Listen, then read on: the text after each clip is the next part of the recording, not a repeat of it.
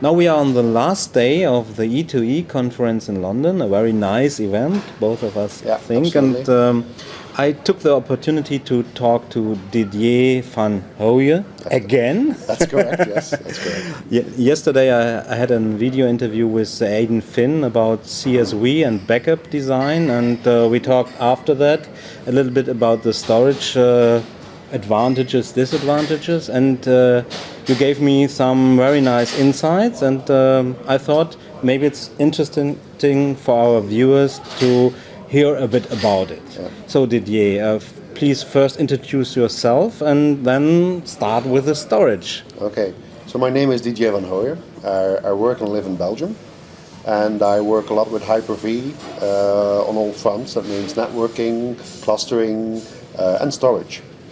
And Aidan Finn did a magnificent talk yesterday on the problems you can get into if you don't do your storage design and CSV design correctly, especially with redirected mode for the CSVs. Yes.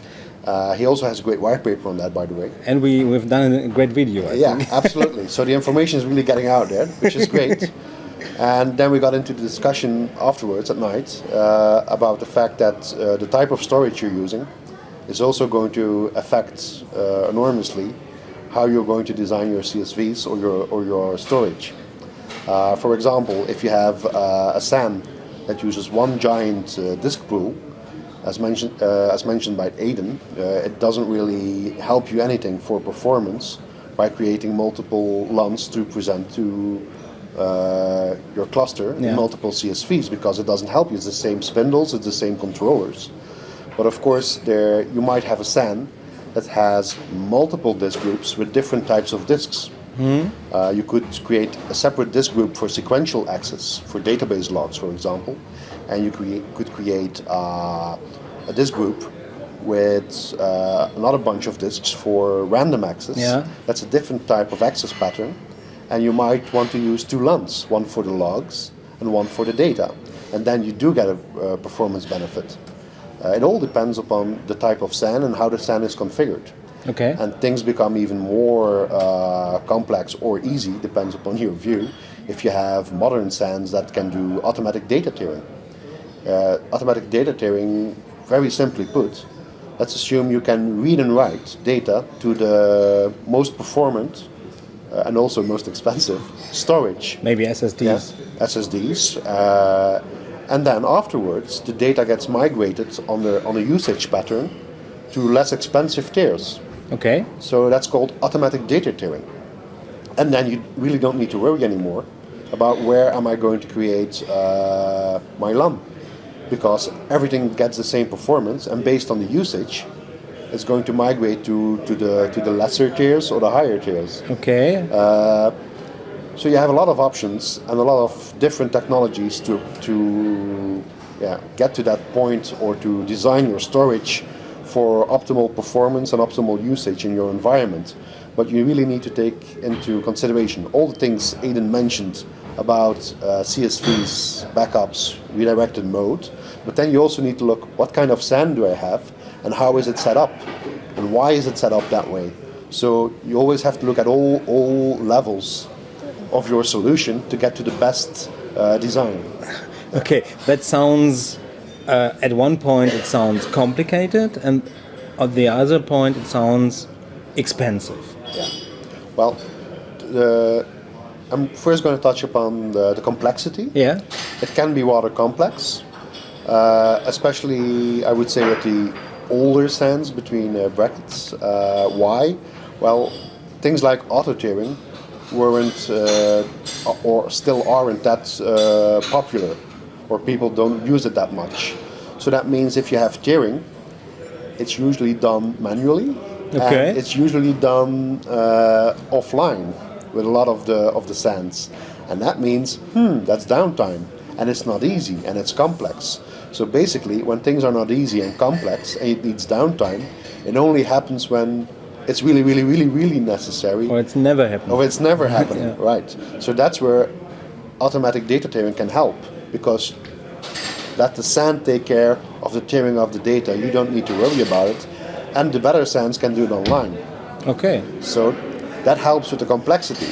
So the second point. But the second point, yes, as you might realize, that's rather nice technology, and that doesn't always come cheap. Okay. Perhaps it never comes cheap. So then you have the issue, is it affordable for all kinds of customers? And I would have to say no. It all depends upon what you need, what kind of customer you are, how important those features are to you. But then I have some good news, I think. When we look at the storage features coming in Windows 8, Yeah, of course. you might see that a lot of the storage vendors get a little bit of pressure from a rather large and unexpected competitor called Microsoft. Because You're right, yes. without going into the details, you might actually say that Microsoft is providing you with a basic software SAN that will give you features you need to get high availability without having a SAN if you don't want to. Yeah. That will give you the opportunity to have high availability of that storage, all without buying a SAN. So You mean the file service that is clustered in the new file version? servers, the storage groups you will have that you can define redundancy on JBots, all that kind of stuff. And as you know, as long as you have a lot of spindles and you have good controllers, you can get quite a bit of performance. Yeah. And what we've seen from the build videos, the performance seems to be top notch. So I think that in the small and medium business space, there might be a new storage competitor in the coming years. Yeah. Maybe even in the enterprise space. We will see. We will see. We will see. But I do think they do need to take notice of what's happening with Windows 8 and storage, because I think it's a bit of a game changer. Yeah. There's a new player in town, and all the issues you might have with selling software based solutions with storage, it's yet another vendor, yet another supportability issue, potentially. But when it's provided by Microsoft, well, Microsoft does support its own technology, and it does it and it does it rather well.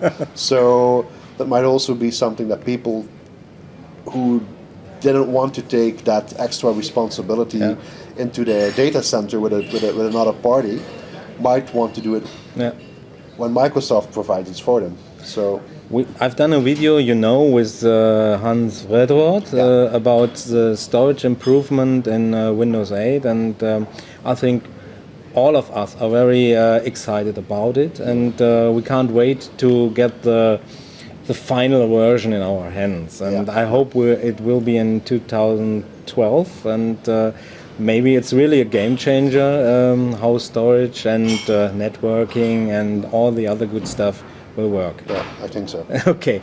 Didier, I want to thank you for the opportunity to do an interview with you, and I'm looking forward to the next one. Okay. I'll hope to meet you again soon. Okay.